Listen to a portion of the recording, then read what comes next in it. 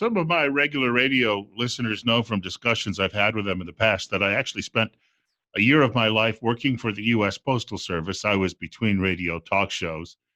That happens now and then.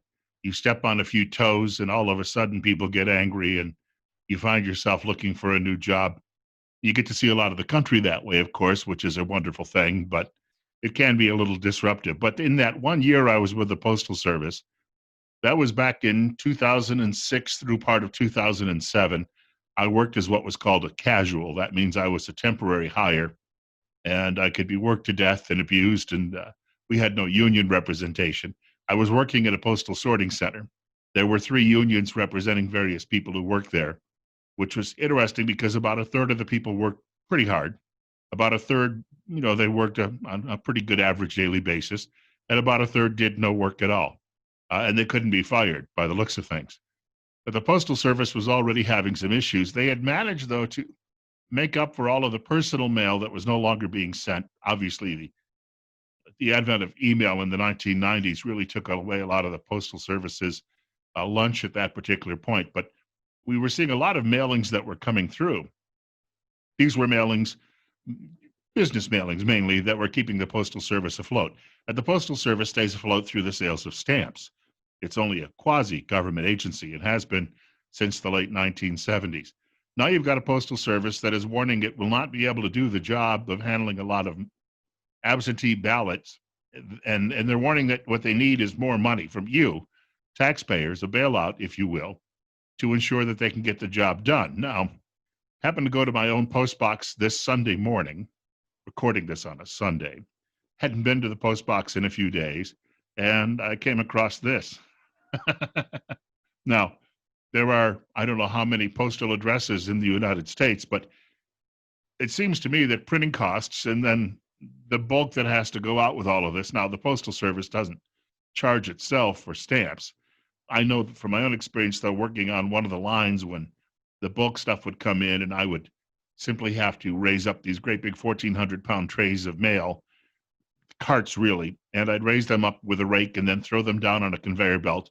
And there were 4 guys down the line, and there were multiple lines, and they would open these bales, and then these bales would get sorted with all of the digital stuff that's on the background. And that could be a lot of work. If you had any particular special mailing coming through, it could really slow things down. And there were people, of course, who liked being slowed down. Didn't bother them at all. They're not in a big hurry to get the mail out.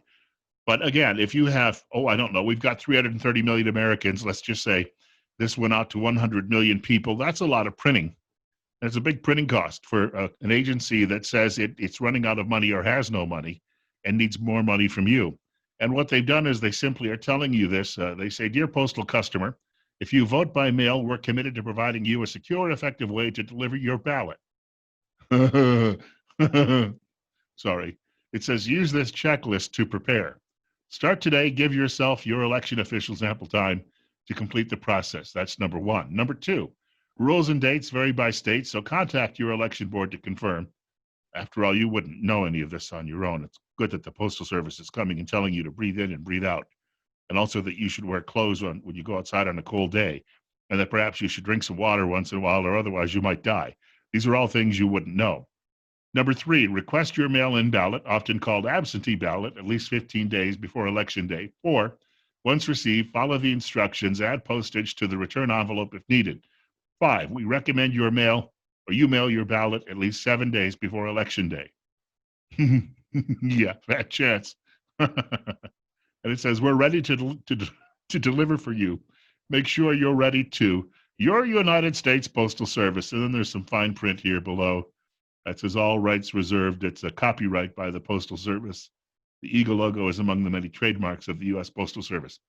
So whatever you do, don't use the eagle logo for any profit you might be thinking of on your own. I know I've been thinking about using it every day. So there you go. This was one of 2 mailings, by the way, that was in my mailbox. The other one was from my state attorney general's office, essentially telling me the exact same thing. So my state attorney general went out and printed several 100,000 of these cutouts that they sent to people, postcards, if you will. So I got them from both the state government and from the Postal Service at great cost. Also, that they can tell me that if I'm going to vote, that this is one way that I can do it, because otherwise I wouldn't know. And we wonder why people are so PO'd when it comes to government or big agencies. Now you know. Anyway, got to run. If you like our videos, please subscribe. There's a button you can hit to do that. You can also leave some ideas for us in the comments section. We'll take that into account. Please lay off the cuss words, no matter how you feel about us. And we'll keep you updated in the days to come.